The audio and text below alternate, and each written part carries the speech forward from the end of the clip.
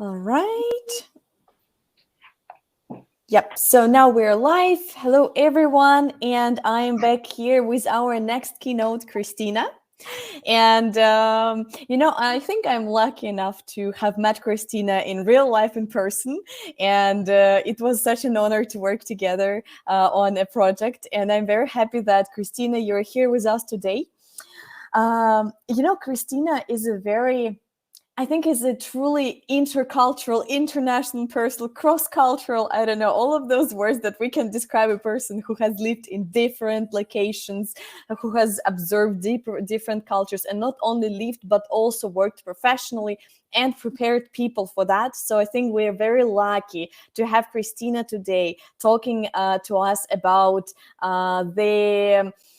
the work in intercultural team and how can we, create this one culture. So I'm not gonna spoil anything else. Just wanted to say that Kristina is a CEO and founder of Agency for International Cooperation that helps local businesses, NGOs, and governmental institutions grow more global and work efficiently in the international environment. So, Kristina, thanks a lot for being with us today. The floor is yours, and I won't take any more of your time. That's okay. Thank you so much, Diana. Thank you, everyone, for having me. Thank you, the organizers team. It's really a pleasure. Diana really flattered me a lot by saying all those kind words, and I hope I'll perform up to those expectations. But before I formally start and before I ask Diana to share the screen for me, which she kindly agreed to do, I'd like to just say thank you very much for being patient, dear participants, for going through the technical challenges, and I really very much want to express my support to the organizers team who have been brave enough to go through all of these, organizational challenges. The true project managers, go through this in real practice every time. And it's not that it's always possible to avoid those things. The real masterpiece of management here is to go through all of these challenges together as a team, to do it as efficiently as possible. And I hope that this will be exactly the case for these IPMA days. So anyway, let's get started, Diana. I really appreciate your help and patience, and I'm absolutely happy to greet all the participants. I'm at the moment ready to start the screen sharing. And before I formally introduce myself and before we go directly into the subject matter of the whole conversation, I'd like to start with the agenda, which will be the first slide. So please, Diana, let's show this agenda. It's going to be a super short introduction. We're going to devote about 20 minutes of our time to the actual subject matter. Then we'll have about 10 minutes for your questions and answers. So don't hesitate for your questions and my answers. So don't hesitate to leave questions in the chat box during the speech, during the session, and I'm sure I'll allocate enough time to answer at least the majority of them during the Q&A session. And in the end, we'll do a super short feedback and wrap up. And I do hope that we'll stay in touch with you should you have any further questions and suggestions. So let's proceed to the next slide. And I'd like to ask you very quickly in the very first part of the session, before I formally introduce myself, where you come from, guys. The question may be interpreted in a way where you were born or where you work right now. You can answer in any way that you like. I just would love to see the diversity of your locations. So if you may please share with us in the chat box where you come from, that would be just fantastic. And I would love just to see a couple of answers to begin with, and I'm sure they will accumulate during the conversation. So UK, Austria, India, fantastic, Germany, Latvia, China, Croatia, Egypt, Russia, amazing. So we've got Europe, we've got Asia, we've got Eurasia, we've got, the Philippines, fantastic, Egypt, Africa, great, amazing, Switzerland, great. I'm looking for, okay, here we go. Bolivia, South Africa, amazing. I've had the privilege of living in South Africa for a very short period of time. Okay, Greece and Poland, amazing. That sounds great. Thank you very much. I see we've got a great representation, and I'm sure more answers will pop up soon. But let's proceed to the next slide. And I'd like to ask you the second question, which is where are your colleagues or fellow students, mates that you work or study together with right now come from? So if you by any chance have any colleagues who work or live in a different location, in a different geography, or they came from a different location or different geography, please let us know in the chat if you have any colleagues coming from a different country. So do you have them? And if you do, please kindly let us know. Maybe they work with you online, and that's also okay. Maybe they join from a different location. So I can see Alexandra, who, if I'm not mistaken, was from Russia, said that she has colleagues from Greece. All right, that's good to know. Let's see if we have more answers popping up.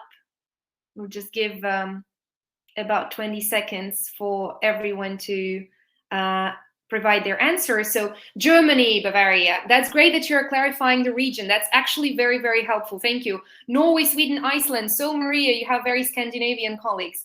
Iran, Austria, Egypt. Amazing. Robert says that he's privileged to be working with colleagues from all over the world.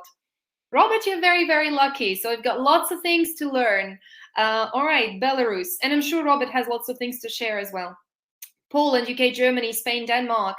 Amazing. I'm currently based in Denmark as well. So very, very happy to see. Okay, Ukraine, US, Spain, Czech Republic. All right. Thank you very much, dear friends. And now that I know a little bit more about you, I've heard where you come from and I've heard where your colleagues come from. We're just right to give 30 seconds of introduction for myself so that you know where my expertise comes from and how to ask me questions. So let's check the next slide and see just a very brief intro. After my session, you'll be able to familiarize yourself with the presentation, so I won't take too much of your time. I'll just say the most important highlights that I've been working in the area of intercultural communication, so connecting people from different countries, cultures, and languages, and helping them communicate with each other efficiently for about 10 years already. I'm an entrepreneur myself, so I've got my own team and a company called Agency for International Cooperation. And among the highlights, I would also like to stress out that I've lived and worked and traveled to 61 countries across the globe, so it's quite a diverse, I'd say, experience. And I'm also very, very passionate not only about figuring out the differences between people across the world, but also about finding the similarities. So that's exactly what we're going to be discussing today, how to understand each other better and how to cooperate, not only survive, but also thrive in the intercultural team. So let's get started without further ado. We'll take the next slide and we'll see what it brings. We'll see that it brings one of the most important and fundamental differences in the area of intercultural studies. A lot of people really do confuse the words intercultural and international. And I'd like to say that these are two different words. I'm sure that you might have your own hypothesis about what intercultural and international would mean. And it would be lovely if it was a workshop. I would be so super happy to ask you, what do you think? What's the difference? But since we are super pressed for time, and it's probably one of my shortest workshops ever, I'd like to go ahead and explain to you through the next slide that the difference is actually really, really serious and dramatic. The difference is that when we speak about international, we most likely speak about the country of origin or your current passport. And you know, people sometimes have two passports. In rare cases, people have three passports, and sometimes people have no passports as well, which is an interesting fact. But life is not limited to your place of birth. Life is not limited to your passport. That is why when we speak about intercultural communication, we mean that people might be differentiated and might be, might be identifying themselves not only through their place of origin or passport, but also through language they speak, religion they belong to, or the religion of their family that the family belong to, the generation that they come from, the region, the geographical location, smaller than a country, for example, or even larger than a country like a macro region, a social group, an ethnic group, a profession, or the place of their previous work, of course, entailing certain corporate culture, and many other parameters. And of course, when it comes to working in an intercultural team, this is also very, very applicable sometimes to the teams that work within one country, with the people of the same country, but with the people of different cultures. One of the simplest examples will be, well, if we discuss South Africa in the very beginning, let me say,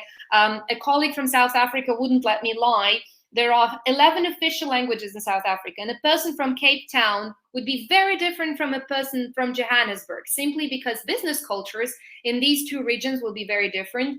And people speaking, let's say, English as their first native language, mother tongue, and Afrikaans would also be very different. So it means that even, for example, if you work in a Swiss company, you might have certain intercultural communication between your team members if they come from French-speaking part of Switzerland and German-speaking part of Switzerland. So don't forget about this workshop if you think that, oh, I work in a mono-country company, in a mono-country team, I have nothing to do with intercultural team communication. You actually have. In most cases, you do. Even if you work in a mono-country or a mono-passport environment, intercultural communication is still there. So let's move on and progress and see what the next slide brings to us. It will bring to us another important clarification about today's topic. I'd like to remind you that today's topic is called Intercultural Team and striving tips of working in an intercultural team. And I'd like to specify what I'm going to hit during today's conversation. You can be a manager in an intercultural team. You can be a recruiter for an intercultural team. You can be a team member in an intercultural team, as well as a freelancer or an outsourced professional for an intercultural team. And the next slide will show to us that this actually implies that today we'll be working specifically on the tips, thriving tips for a person working in an intercultural team. So Diana, can you please have the next slide? And we'll see that we are specifically targeting today, not the tips for the managers, not the tips for recruiters, not the tips for freelancers, but we'll be speaking specifically about people working in an intercultural team. And I'd like to show this little scheme for you that the tips, we'll be back, yeah, that the tips we are working about, they are all belonging to both online environments, offline environments, and blended environments. Of course, there is a great diversity between the practices of working in an intercultural team online and offline, and it has certain specificities and particularities. But nevertheless, regardless, I believe that most of the tips will be very practical and very, I'd say, high level. That's why they're applicable for all sorts of environments. So let's proceed and take the next slide.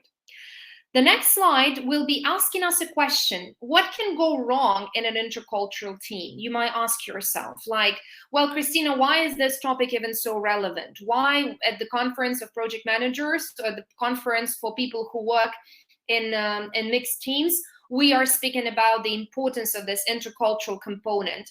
Well, if we have efficient management, if we have efficient recruitment, if we have efficient operational processes, what can go wrong in an intercultural team if we are professional, mature experts? Well, let's take the next slide and we'll see that the answer is pretty much anything. Sometimes there are things go wrong that we don't even pay attention to.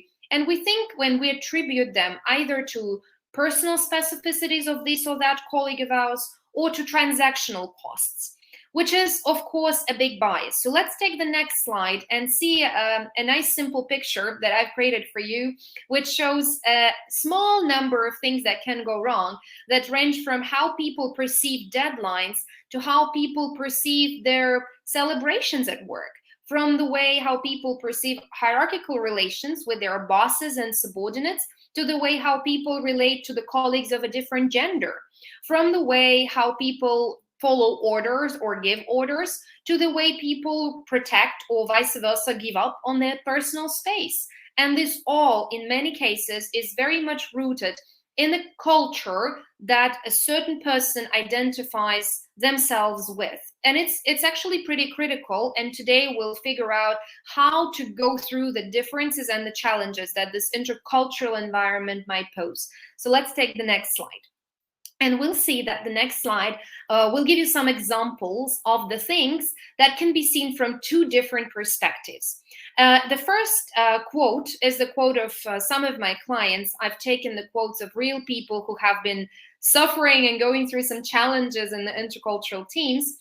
Is showing one point of view in one situation, and the second quote, which we'll see later, will show you a different point of view. So let's see example number one. A person would say, I always hand in my part of the project very much in time, while my colleagues are always late, and the department ends up in trouble, and I suffer from that.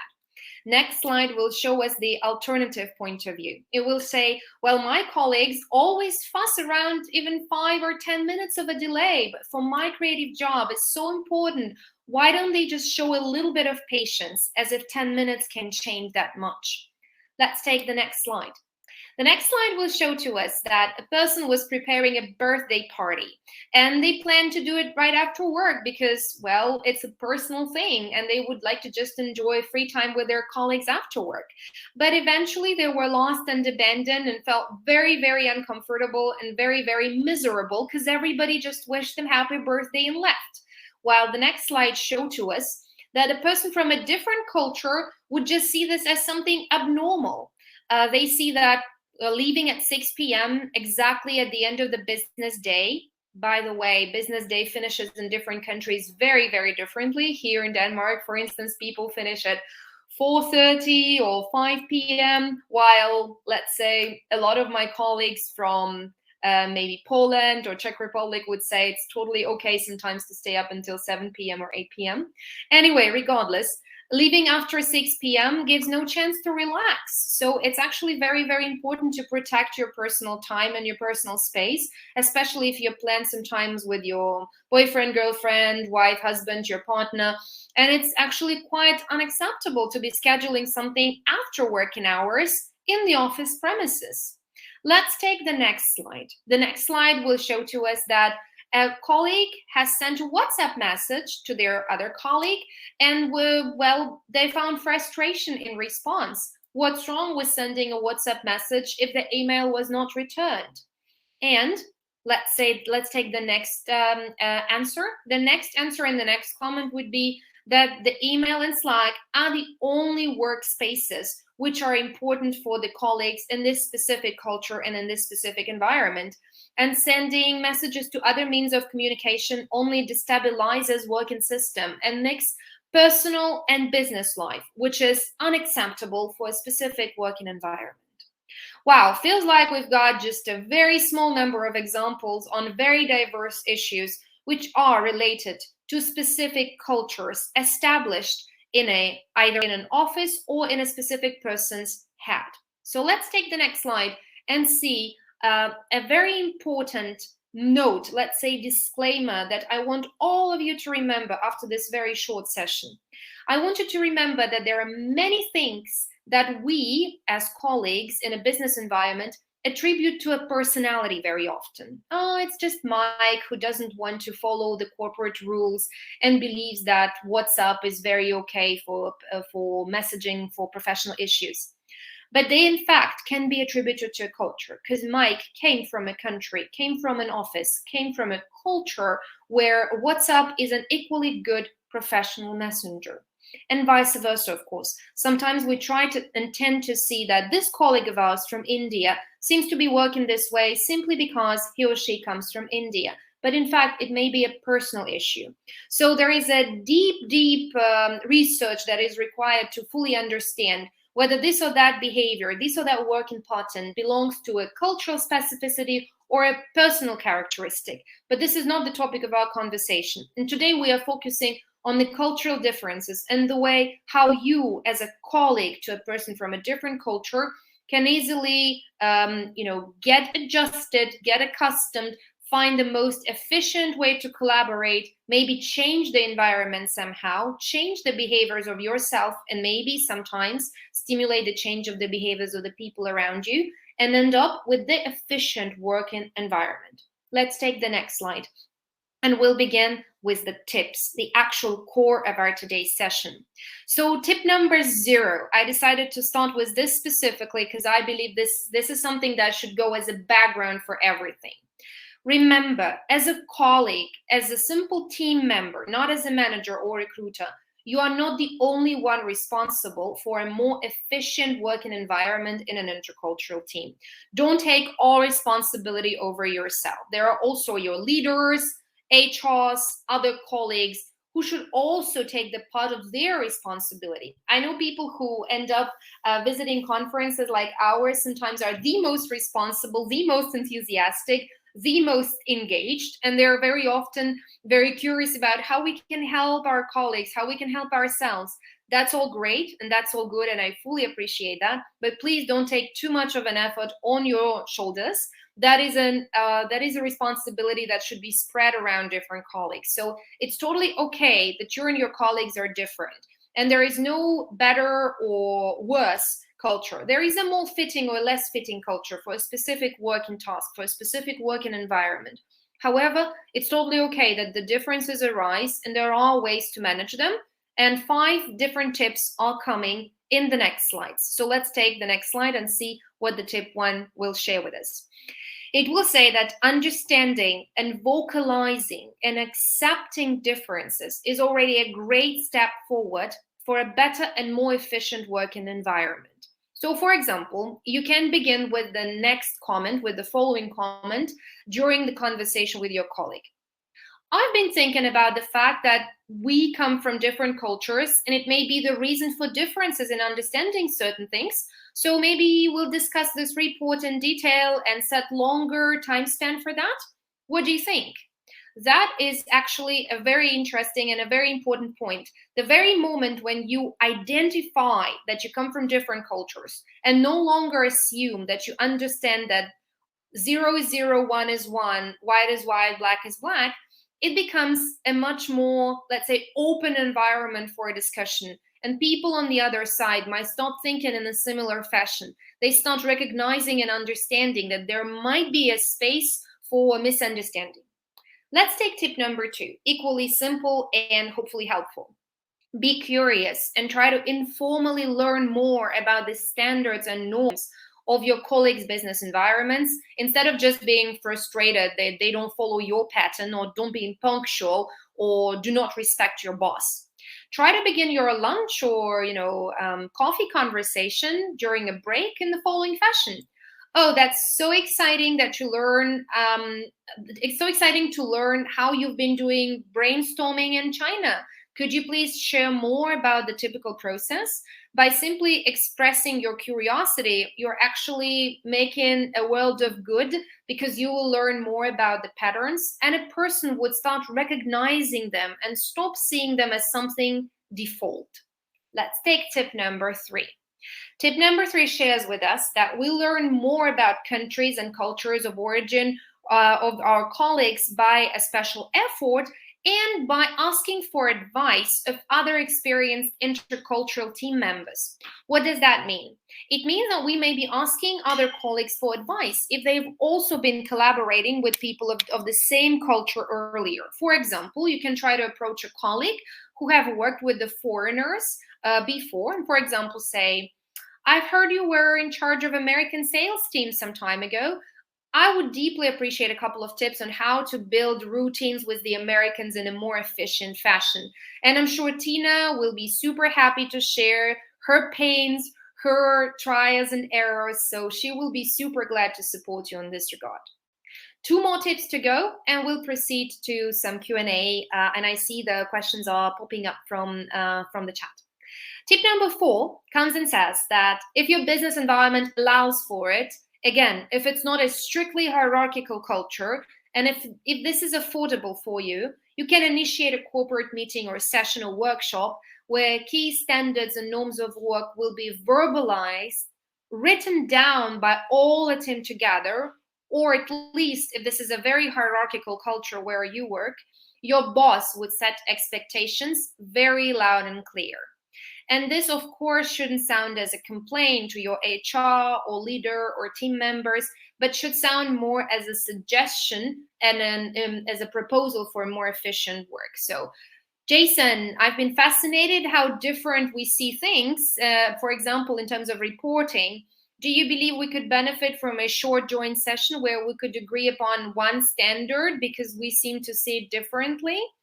And of course, in this regard, it's not very easy to conduct such sessions, especially if you're not very experienced. Consultants like myself and like other professional colleagues come in very helpful here. But at least a first try can be very, very helpful. Of course, you'll need the support of your colleagues. Nevertheless, it's still something worth trying. Tip number 5, last but not least, very simple again. Whenever you meet something frustrating, undesirable, awkward, or strange, or find uncomfortable, do not let things go. My colleagues who do yoga love saying that it's never worth letting go the things that frustrate you.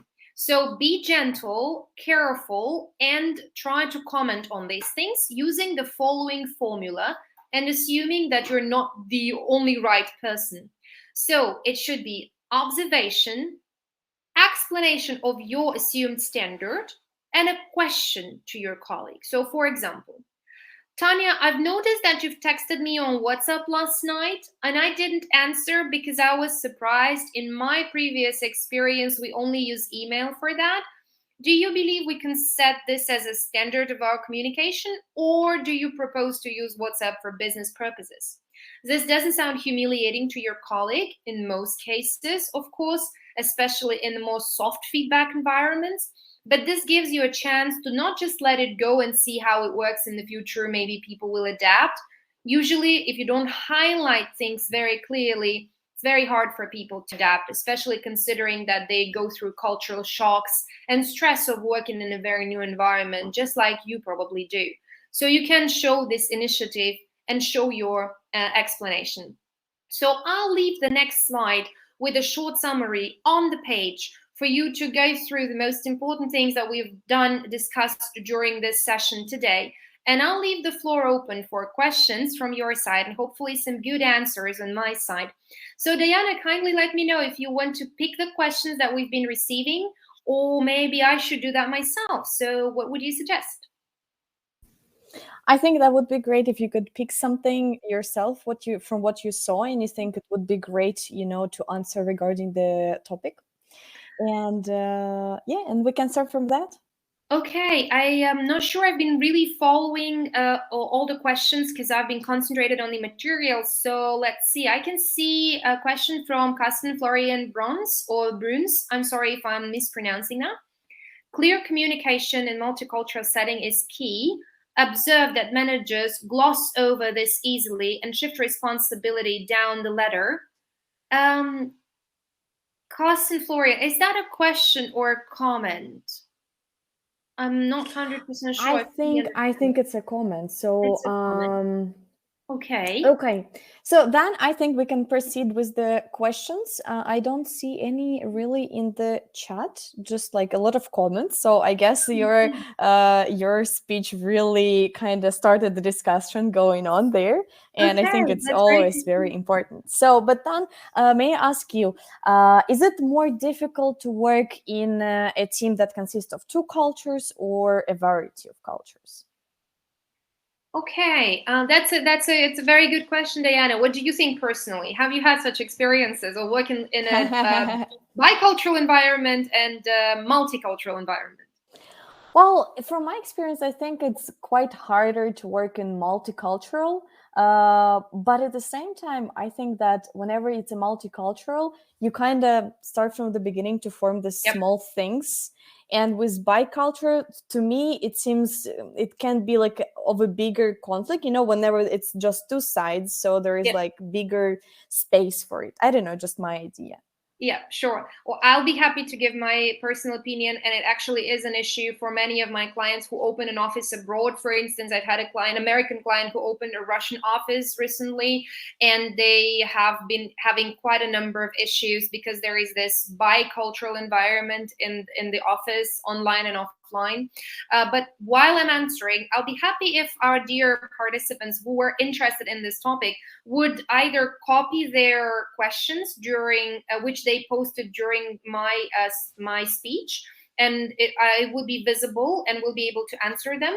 And for now, I'll try to answer the question. So indeed, when you speak about multicultural environment, when you have a diversity of cultures, it is much easier to start from the scratch. Let's put it this way. So there is not a single assumed or implied standard, probably apart from the standard that is influenced by a certain legal system or a certain corporate system where you work. So if you have an intercultural team working in Colombia, you probably follow Colombian law. I hope you do follow Colombian law. I don't welcome anyone to break the law. Of course, you follow local financial system, and it, of course, implies certain things, and it, of course, has an imprint on the business corporate culture. But when it comes to the business practices, how people organize their communication, how they perform their tasks, how they collaborate with each other, on what level there is hierarchical and egalitarian collaboration, it is all diverse and it's all very different. But at the same time, when it comes to bicultural communication, even though it's easier to track what is side A, what is side B, there is a tendency to stick to the colleagues of your culture. There is a tendency to keep working with the people of your culture only because there is a similar language, similar patterns, similar everything. Our brain is very lazy and we have a tendency to stick to things that are very familiar to us. So that's probably one of the things that I could come up with. And I definitely recommend bicultural teams to diversify their offices with people having influxes of new blood and people of different cultures in case it is acceptable. Because sometimes, and I understand I'm saying something maybe quite controversial at the moment, but sometimes it's actually very realistically advisable to be working in a monocultural team compared to multicultural team. For some tasks and for some specific businesses, it's more advisable to go monocultural rather than intercultural. So in case there is a possibility, diversify, but don't forget that in some cases, it's more advisable to stick to your own local culture. Thanks a lot. Thanks. Yeah, actually, I think this is what I felt, but couldn't, explain it well. And you just gave all of the arguments to that. So we have one question coming in from Igor. And Okay. asking, well, actually, first is a comment. I believe that the personal empathy is very important for every project team. How do you stand regarding personal empathy in that regard? Of course. And one of my probably best recommendations for any HR manager or HRD when it comes to the start of working in an intercultural environment will be the nicely done, scientifically proven information courses and education on emotional intelligence, because empathy and emotional awareness help a lot when it comes to working with a person from a different culture. I'm not a neurobiologist and I'm not a natural scientist myself, but from what I know and from what I've researched and explored and from my colleagues who are in the sciences, it's very explainable why, for the majority of cases, we, if we are not very well trained and very well prepared, have a certain desire to, stand back from something alien to us. We have this biological pattern of sticking to our kind and stepping off from someone who is distant and alienated from us. There is this very biological, natural pattern that says someone who is other is dangerous, or they might be dangerous potentially. So let's stick to someone familiar, preferably to our relatives, someone who looks like us, behaves like us, speaks like us, etc., etc. That's why the development and the very conscious development of empathy is something vitally important for your intercultural team. And that's why I would say it's very highly important to emphasize. I'm sure people will be speaking about that here at these workshops, but empathy is something that is possible to develop. It's not an inborn quality. This is something that can be consciously, advanced in your environment if you wish, and there are multiple options to do that. And of course, when I, for example, conduct workshops on intercultural awareness, on intercultural communication for teams, a part of our work is always reflection, and it's always self-reflection and cross team reflection, peer-to-peer reflection. We're trying to see what we've observed, interpret that, and that of course plays very well in line with this empathy development. So it feels like I only have about 2.5 minutes left before we finish. So I'd suggest that we do the following thing. I see several questions and hands raised, and I'll be super happy to answer those questions after the session is over. I'll leave my contact, etc., etc. I suggest a very short empathic exercise here, not that much of an empathic, but reflective exercise. Reflection is this, first step to empathy. I'd like to ask those who are with us at the moment, those who have access to this live stream, to write just one line in the chat, one thing that you believe was useful to you was important to you as an idea or tip or thought or insight that you're taken away from this exercise, from this activity that we've had throughout the past 30 minutes. One insight that you have, please share it with us. It would be helpful for yourself, because an unwritten reflection is something that can be easily lost. And it will be helpful for the other colleagues as well, because this will provoke their thinking process as well. So can I please ask Diana to share the last slides of my presentation for now? And let's go back one slide, please. And back one slide more. Yes, we've all one more slide back. We've exercised our question and answer time, but I'd just like to make a short summary again, saying that we've recapped the difference between intercultural and international, and let's not forget that it's not the same thing. We understood, and at least I gave you a glimpse on how different challenges may arise if you work in intercultural teams, even though they have great benefits. It is important to remember that it's never only your responsibility for the efficient work of communication. It's a joint, merged responsibility. And I've given you 5 small tips on what you personally, as a project team member, can do in order to eliminate the differences and move towards a more sustainable and more efficient communication environment in your team. Let's take 2 slides forward, and I'd just love to leave you with my contact, 1 slide back. With the last moments of my time, I'd like to leave you my contact details. The dinosaur QR code leads you to my LinkedIn. I'll be super happy to see you over there. I'm trying to share some of my my work insights. This is the timer saying that I should stop speaking. So leaving some work insights with you there on LinkedIn. So I'll be happy to see you. And of course, my other contact details are over here for you. And let's take 1 slide forward. This is a small gift for all the participants, those who watch us live and those who do that in the recording. I'll be super happy to offer a 50% discount on all my digital products, specifically targeted at people who work and study in intercultural environment, using the promo code GPMD, Global Project Management Days. Again, available through my QR code on the screen to a special website, which leads you to digital products that I have. These are the things that I hope will be helpful to you. And at this moment, 30 seconds later than I was planning to, I'm wrapping up and yielding the floor back to Diana. Kristina, thank you so much. It was truly interesting to listen to you, even though I've been to your previous trainings. So thanks a lot. I see a lot of key insights of people for the reflection tip. And I think, actually, guys, I think we can take this as a tradition at the end of each keynote to do this like 1 line of insights. It will be very useful. Sure. So thanks, Kristina. Thank you. And yeah, we'll see each other in future. Yeah, we'll see each other during our tomorrow's panel. As I remember, we'll be participating. I'll be participating together with you at the panel. I'll be super happy to see you. And do not forget that there is always something new that you can learn from such kind of environment. Even though you've been to my previous workshops, they were devoted to a different topic. So this is something new. You hopefully also learn something yourself.